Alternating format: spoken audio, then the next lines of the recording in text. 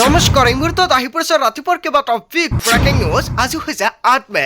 অৰুণোদয় আঁচনিৰ ৫টা নতুন নিয়ম সলনি হ'ল। নাজানিলে আপোনাৰ বেংক একাউণ্টত অৰুণোদয় আঁচনি ৩০০০ টকা নাপাব। মুখ্যমন্ত্ৰী ডক্টৰ হিমন্ত বিশ্ব শৰ্মাৰ বৃহৎ ঘোষণা। PM কিষাণৰ প্ৰতিজন হিতাধিকাৰীৰ বেংক একাউণ্টত অতি শীঘ্ৰে ২০০০ টকা প্ৰদান কৰিব।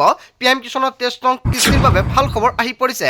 যদি আপুনি চৰকাৰী ঘৰৰ বাবে জিঅ'ৰিং কৰিছে তেনে ক্ষেত্ৰত চৰকাৰী ঘৰৰ দুটা কিস্তি একেলগতে প্ৰদান কৰা হ'ব সকলোৰে বেংক একাউণ্টত। ৰেচন কাৰ্ড থাকিলে জনতাই লাভ কৰিব ৪টা নতুন সামগ্ৰী। ৰেচন কাৰ্ড থাকিলে আপোনাৰ বেংক একাউণ্টত টকা আপুনি লাভ কৰিব। আত্মসহায়ক গোটৰ প্ৰতিজন মহিলাৰ বেংক একাউণ্টত ২৫,০০০ টকা সোমাই দিব অসমৰ মুখ্যমন্ত্ৰী ডক্টৰ হিমন্ত বিশ্ব শৰ্মাই। লগতে কেইবাটাও ৰাজনৈতিক খবৰৰ লগতে অৰাজনৈতিক খবৰ যুগত কৰা হৈছে। আজিৰ দিনটোত গোটেই অসম তথা ভাৰতৰ বিভিন্ন প্ৰান্তৰ পৰা যুগত হৈছে কেইবাটাও ডাঙৰ খবৰ। এনেবোৰ খবৰ নিতৌ পাই থাকিবলৈ চেনেলটি ছাবস্ক্ৰাইব কৰি ভিডিঅ'ত এটা লাইক কৰিবলৈ নাপাহৰিব। আজিৰ আমাৰ প্ৰথমটো খুবেই গুৰুত্বপূৰ্ণ খবৰ হৈছে অসমবাসীৰ বাবে এটা ডাঙৰ খবৰ। অৰুণোদয় আঁচনিৰ ধন লাভৰ পূৰ্বৰ সকলো নিয়ম সলনি হ'ল। নতুন নিয়মেৰেহে আপুনি লাভ কৰিব অৰুণোদয় আঁচনিৰ ধনৰাশি। কি ৫টা নীতি নিয়ম পালন কৰিব লাগিব ধন লাভৰ বাবে সম্পূৰ্ণকৈ জানি লওক। অৰুণোদয়ৰ তালিকাত আপোনাৰ নাম অন্তৰ্ভুক্ত হৈ আছেনে? তেনে ক্ষেত্ৰত অৰুণোদয় আঁচনি একাউণ্টত কেতিয়া অৰুণোদয় আঁচনিৰ টকা সোমাই দিব অসমৰ মুখ্যমন্ত্ৰী ডক্টৰ হিমন্ত বিশ্ব শৰ্মাই। মহিলাসকলে ৱেইট কৰি আছে। প্ৰতিগৰাকী অৰুণোদয়ৰ হিতাধিকাৰীয়ে কৰিব লাগিব KYC update. Active mobile number দিব লাগিব প্ৰপত্ৰ পূৰণৰ সময়তে। যদি মোবাইলটো সলনি কৰে চৰকাৰক জনাব লাগিব। তেতিয়াহে নতুন নম্বৰটো চৰকাৰী বিষয় তালিকাত অন্তৰ্ভুক্ত কৰিব। ৰাজ্যৰ প্ৰতিটো ব্লকত থাকিব অৰুণোদয়ৰ সহায়ক। ধন নাপালে ব্লকৰ কাৰ্যালয়ত গৈ অভিযোগ দিব পাৰিব মহিলাসকলে। অভিযোগৰ বাবে চৰকাৰৰ তৰফৰ পৰা মুকলি কৰা হৈছে হেল্পলাইন নম্বৰ। অৰুণোদয় আঁচনিৰ ধন লাভৰ বিসংগতি হ'লে ঘৰৰ পৰাই দিব পাৰিব অভিযোগ। পূৰ্বতে অৰুণোদয় পাই থকা লোকৰ মৃত্যু হ'লে পৰিয়ালৰ লোকে এতিয়াৰ পৰা অৰুণোদয় আঁচনি পাই থাকিব। হেল্পলাইন নম্বৰত জনাই দিলে সমাধান কৰি দিব অৰুণোদয় আঁচনিৰ প্ৰতিজন হিতাধিকাৰীক বিষয়াসকলে। নতুন নিয়মেৰেহে আপুনি লাভ কৰিব পাৰিব অৰুণোদয় আঁচনিৰ ধনৰাশি। অৰুণোদয় আঁচনিৰ তালিকাত আপোনাৰ নাম অন্তৰ্ভুক্ত হৈ আছে নেকি? ১২৫০ টকাৰ পৰিৱৰ্তে ৩০০০ টকা সোমাই দিয়া হ'ব। অৰুণোদয় আঁচনিৰ টকা বৃদ্ধি কৰা হৈছে। ১২ তাৰিখত অসমৰ মুখ্যমন্ত্ৰী ডক্টৰ হিমন্ত বিশ্ব শৰ্মাই শপত গ্ৰহণ কৰিব আৰু শপত গ্ৰহণ কৰি অৰুণোদয় আঁচনিৰ একাউণ্টত কেতিয়া ৩০০০ টকা প্ৰদান কৰিব ইয়াক লৈ তাৰিখ ঘোষণা কৰিব। যদি আপোনাৰ একাউণ্টটো এতিয়ালৈকে আপডেট কৰা নাই অতি শীঘ্ৰে আপডেট কৰি ৰাখক, নহ'লে আপোনালোকৰ একাউণ্টত অৰুণোদয় আঁচনিৰ টকা নাপাব। তাৰ পিছত অসমবাসী ৰাজুক জনসমাৰ পৰৱৰ্তী খুবেই গুৰুত্বপূৰ্ণ খবৰ। লগতে এটা ডাঙৰ খবৰ, পুনৰ নতুনকৈ হাজাৰ হাজাৰ লোকে লাভ কৰিব চৰকাৰী ঘৰ। নতুনকৈ ভূমি লাভ কৰা লোকে পাব পকী ঘৰ। অসমত উপস্থিত হৈ ঘোষণা কৰিছে কেন্দ্ৰীয় মন্ত্ৰী শিৱৰাজ সিং চৌহানে। পকী ঘৰৰ বাবে আবেদন কৰিবলৈ কি নথি পত্ৰ লাগিব? হিতাধিকাৰী আধাৰ কাৰ্ড, পান কাৰ্ড লাগিব। এক্টিভ বেংক একাউণ্ট, ৰঙীন ফটো, আয়ৰ প্ৰমাণপত্ৰ আৰু ঠিকনাৰ প্ৰমাণপত্ৰ লাগিব। যদি আপুনি চৰকাৰী ঘৰৰ বাবে জিঅ'ৰিং কৰিছে চৰকাৰী ঘৰৰ প্ৰথম কিস্তিৰ টকা কেতিয়া সোমাই দিয়া হ'ব? চৰকাৰী ঘৰৰ দুটা কিস্তিৰ টকা একেলগতে সোমাই দিয়া হ'ব আপোনালোকৰ বেংক একাউণ্টত। দুটাকৈ কিস্তিত একাউণ্টত লাভ কৰিব গৃহ নিৰ্মাণৰ ধনৰাশি। আগতে 3টা কিস্তিত চৰকাৰৰ ফালৰ পৰা চৰকাৰী ঘৰৰ টকা ৰিলিজ কৰিছিল। এতিয়া দুটা কিস্তিতে সকলোৰে একাউণ্টত চৰকাৰী ঘৰৰ টকা ৰিলিজ কৰা হ'ব। যদি আপুনি চৰকাৰী ঘৰৰ বাবে জিঅ'ৰিং কৰিছে অতি শীঘ্ৰে চৰকাৰী ঘৰৰ টকা সোমাব আপোনালোকৰ বেংক একাউণ্টত। যিসকল হিতাধিকাৰী চৰকাৰী ঘৰৰ বাবে জিঅ'ৰিং কৰিব পৰা নাই কি নথি পত্ৰ লাগিব নিশ্চয় সম্পূৰ্ণকৈ জানিলে এইকেইখন নথি পত্ৰ আপুনি সাজু কৰি ৰাখক। এইকেইখন নথি পত্ৰৰ জৰিয়তে আপুনি নতুনকৈ লাভ কৰিব চৰকাৰী ঘৰ আৰু নতুনকৈ চৰকাৰী ঘৰ আবেদনৰ বাবে পুনৰ আপুনি সুযোগ লাভ কৰিব। পুনৰ নতুনকৈ হাজাৰ হাজাৰ লোকে লাভ কৰিব চৰকাৰী ঘৰ। কেতিয়া চৰকাৰী ঘৰৰ বাবে নতুনকৈ আবেদন প্ৰক্ৰিয়া আৰম্ভ হ'ব? শপত গ্ৰহণৰ পিছতে নিশ্চয় সম্পৰ্কে মুখ্যমন্ত্ৰী ডক্টৰ হিমন্ত বিশ্ব শৰ্মাই ঘোষণা কৰিব। তাৰ পিছত অসমবাসী ৰাজুক জনসমাৰ পৰৱৰ্তী খুবেই গুৰুত্বপূৰ্ণ খবৰ। লগতে এটা ডাঙৰ খবৰ, দেশৰ কোটি কোটি জনতালৈ ভাল খবৰ। কোটি কোটি PM কিষাণৰ হিতাধিকাৰীলৈ ভাল খবৰ আহি পৰিছে। ইতিমধ্যে প্ৰকাশ পালে আঁচনিৰ হিতাধিকাৰীৰ তালিকা। DBTৰ জৰিয়তে কৃষকৰ একাউণ্টত সোমাব চৰকাৰী ধন। যিসকল কৃষকে KYC কৰিছে সেইসকল কৃষকে লাভ কৰিব একাউণ্টত PM কিষাণৰ 23 নং কিস্তিৰ ধনৰাশি। অসমৰ প্ৰায় 18 লাখৰো অধিক কৃষকে লাভ কৰিব চৰকাৰী ধন।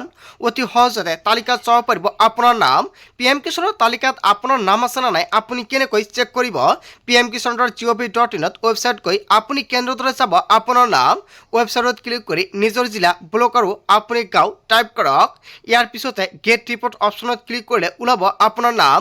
তালিকাত নাম নাপালে আপুনি ফোন কৰক হেল্পলাইন নম্বৰতে 15526 অথবা 01124300606 নম্বৰত দিব পাৰিব অভিযোগ। PM কিষাণৰ ৱেবছাইটত গৈ দিব পাৰিব লিখিত আকাৰৰ অভিযোগ। দেশৰ কোটি কোটি জনতালৈ ভাল খবৰ, PM কিষাণৰ তালিকাত আপোনাৰ নাম অন্তৰ্ভুক্ত হৈ আছেনে? তেনে ক্ষেত্ৰত আপোনাৰ বেংক একাউণ্টত 23 নং কিস্তিৰ টকা অতি শীঘ্ৰে প্ৰদান কৰা হ'ব। জুন মাহতে দেশৰ কোটি কোটি কৃষকৰ একাউণ্টত 23 নং কিস্তি 2000 টকা প্ৰদান কৰিব কেন্দ্ৰ চৰকাৰৰ ফালৰ পৰা। মোদী চৰকাৰে কোটি কোটি কৃষকৰ বাবে ভাল খবৰ দিছে। তাৰ পিছত অসমবাসী ৰাইজক জনোৱা সময়ৰ পৰৱৰ্তী খুবেই গুৰুত্বপূৰ্ণ খবৰ, লগতে এটা ডাঙৰ খবৰ। কি হ'ব আৰু কি হ'বলৈ গৈ আছে পশ্চিমবংগত? পদত্যাগৰ নামেই নুশুনে মমতা বেনাৰ্জীয়ে। নিৰ্বাচনত বেয়াকৈ মুখ থিকেছা খোৱাৰ পাছতো নাচৰবান্দা মমতা বেনাৰ্জী। যোৱাকালি নিশা 12 বজা পৰ্যন্ত অন্ত পৰিল মমতা বেনাৰ্জীৰ কাৰ্যকাল। তথাপিও পদত্যাগ কৰিবলৈ এতিয়ালৈকে অস্বীকাৰ কৰিছে মমতা বেনাৰ্জীয়ে। মমতাৰ কাৰ্যকাৰ্য দেখি এনেকুৱাকৈ হতচিকিত হৈ পৰিছে পশ্চিমবংগৰ জনতা। বিজেপিৰ দাবী শীঘ্ৰে ৰাষ্ট্ৰপতিৰ শাসন বলবৎ কৰক। অভিলেখ সংখ্যা আসন পায়ো থমকিব লগা হৈছে বিজেপি। দেশৰ ইতিহাসতে প্ৰথমবাৰলৈ সংঘটিত হৈছে এই অভূতপূৰ্ব ঘটনা। মমতা বেনাৰ্জীক লৈ উত্তাল হৈ পৰিছে পশ্চিমবংগৰ ৰাজনীতি। তাৰ পিছত অসমবাসী ৰাইজক জনোৱা সময়ৰ পৰৱৰ্তী খুবেই গুৰুত্বপূৰ্ণ খবৰ, লগতে এটা ডাঙৰ খবৰ। মোদী চৰকাৰৰ বিৰুদ্ধে হ'ব বৃহৎ প্ৰতিবাদ। দেশৰ ৰাজধানী কঁপাব শ শ শ্ৰমিকে। 22ৰ পৰা 24 মেলৈ হৰতাল। ট্ৰাক চালকৰ ট্ৰাক ইউনিয়ন চৰকাৰৰ সিদ্ধান্তৰ বিৰুদ্ধে লৈছে বৃহৎ পদক্ষেপ। 3 দিনীয়া হৰতাল ঘোষণা কৰিছে ট্ৰাক ইউনিয়নৰ ফালৰ পৰা। দেশৰ ৰাজনীতিত সামগ্ৰী যোগান ধৰা বাহনৰ চলাচল হ'ব পাৰে বন্ধ। বহিৰাজ্যৰ পৰা অহা ট্ৰাকৰ এণ্ট্ৰি বন্ধ ঘোষণা। শুল্কবৃদ্ধিৰ বিৰুদ্ধে জাঙুৰ খাই উঠিছে শ্ৰমিকসকল। দিল্লীত প্ৰৱেশ কৰা বাণিজ্যিক বাহনৰ ওপৰত বৃদ্ধি কৰা হৈছে শুল্ক। আৰু BS4 বাহনৰ দিল্লীত প্ৰৱেশত দিয়া হৈছিল নিষেধাজ্ঞা। পুৰণি বাহন চলাচলত নিষেধাজ্ঞাৰ ঘোষণাৰ পাছতে ক্ষতিগ্ৰস্ত হৈছে শ শ চালক। BS6ৰ দৰে পৰিৱেশ অনুকূল বাহনৰ ওপৰত নিষেধাজ্ঞাৰ পাছতে প্ৰতিক্ৰিয়া। দিল্লী প্ৰদূষিত নহ'বলৈ চৰকাৰে লৈছে কঠোৰ পদক্ষেপ। সৰ্বোচ্চ ন্যায়ালয়ৰ মঞ্জুৰিৰ পাছত এনেকুৱাকৈ লাগু হৈছিল কেতবোৰ নিয়ম।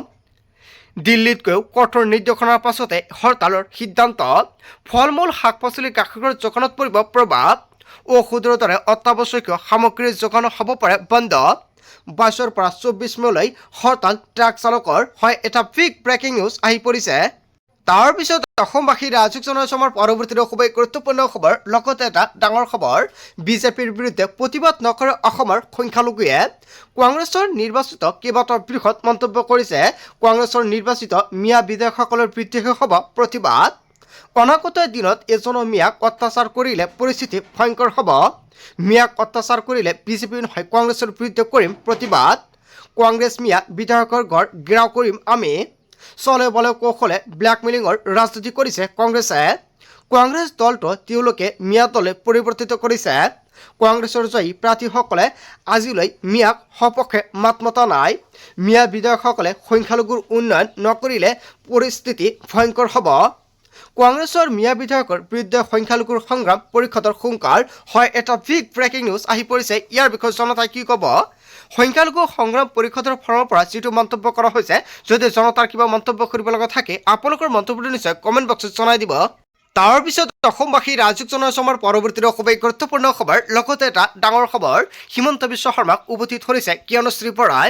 প্ৰথমটো নিৰ্বাচনত হিমন্ত বিশ্ব শৰ্মাই পৰাজিত হৈছিল। ময়ো প্ৰথমটো নিৰ্বাচনত পৰাস্ত হৈছোঁ।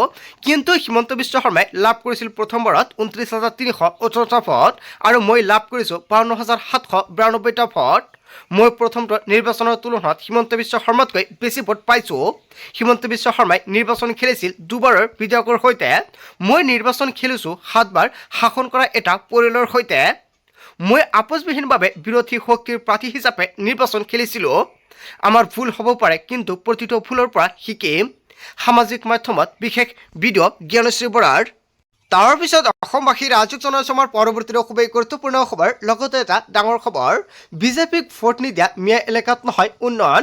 হয়, আন এটা বিগ ব্ৰেকিং নিউজ আহি পৰিছে। মিয়া এলেকাত নাপাব চৰকাৰী আঁচনিও। ভোট অনুসৰিহে উন্নয়ন কৰা হ'ব। হিমন্ত বিশ্ব শৰ্মা মুখ্যমন্ত্ৰী হ'ব বুলি জানিও ভোট দিয়া নাছিল মিয়াই। ভোট নিদিয়া মিয়া এলেকাত নহয় উন্নয়ন। ৰাষ্ট্ৰীয়বাদী মুছলমানৰহে উন্নয়ন হ'ব বুলি মন্তব্য কৰিছে বিজেপি বিধায়ক কমল খদে পুৰকাই ইষ্টাৰ ডাঙৰ মন্তব্য। হয়, এটা ডাঙৰ খবৰ আহি পৰিছে।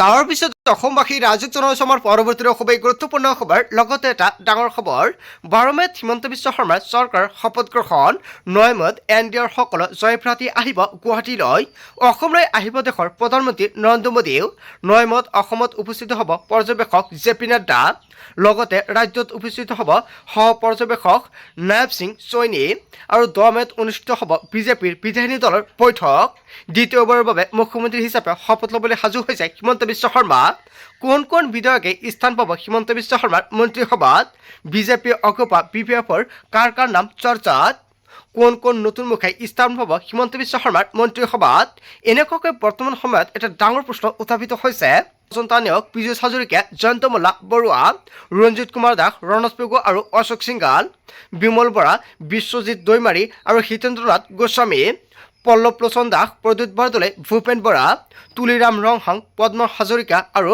তৰংগ গগৈ মানৱ ডেকা অতুল বৰা আৰু শিৱলী মহিলাৰী ভৱেশ কলিতা দুই এদিনতে স্পষ্ট হ'ব কোন 18 বিধায়কৰ কাৰ ভাগ্য ফুলিব 12 মেত হিমন্ত বিশ্ব শৰ্মাৰ শপত গ্ৰহণ আৰু শপত গ্ৰহণৰ পিছতে হিমন্ত বিশ্ব শৰ্মাই যিকেইটা প্ৰতিশ্ৰুতি দিছিল সকলোকেইটা প্ৰতিশ্ৰুতি এটাকৈ পালন কৰিব তাৰ পিছত অসমবাসী ৰাইজক জনাইছোঁ আমাৰ পৰৱৰ্তী খুবেই গুৰুত্বপূৰ্ণ খবৰ লগতে এটা ডাঙৰ খবৰ ৰাজ্যত শীঘ্ৰে চলিব বুলডোজাৰ আহি আছে উচ্ছেদ 2.0 হাৰি যাব নোৱাৰিব বেদখলকাৰী ক'ত চলা হ'ব উচ্ছেদ সাজু হৈছে তালিকা উচ্ছেদ 2.0 লৈ মুখ খুলিলে হিমন্ত বিশ্ব শৰ্মাই চৰকাৰ গঠন কৰাৰ পিছদিনাই আৰম্ভ হ'ব উচ্ছেদ 2.0 যদি 8 তাৰিখৰ চৰকাৰ হয় 9 তাৰিখ আৰু 10 তাৰিখৰ পৰাই হ'ব উচ্ছেদ 2.0 এটাকৈ বাংলাদেশী ম্যাগ খেদাৰ হুংকাৰ দিছে মুখ্যমন্ত্ৰী হিমন্ত বিশ্ব শৰ্মাই অসমত বিজেপিৰ জয়কাৰৰ পিছতে বাংলাদেশীক থমক পূৰ্বে 1.5 লাখ বিঘা ভূমিত উচ্ছেদ হৈছিল এইবাৰ 3 পৰা 4 লাখ বিঘা ভূমিত হ'ব উচ্ছেদ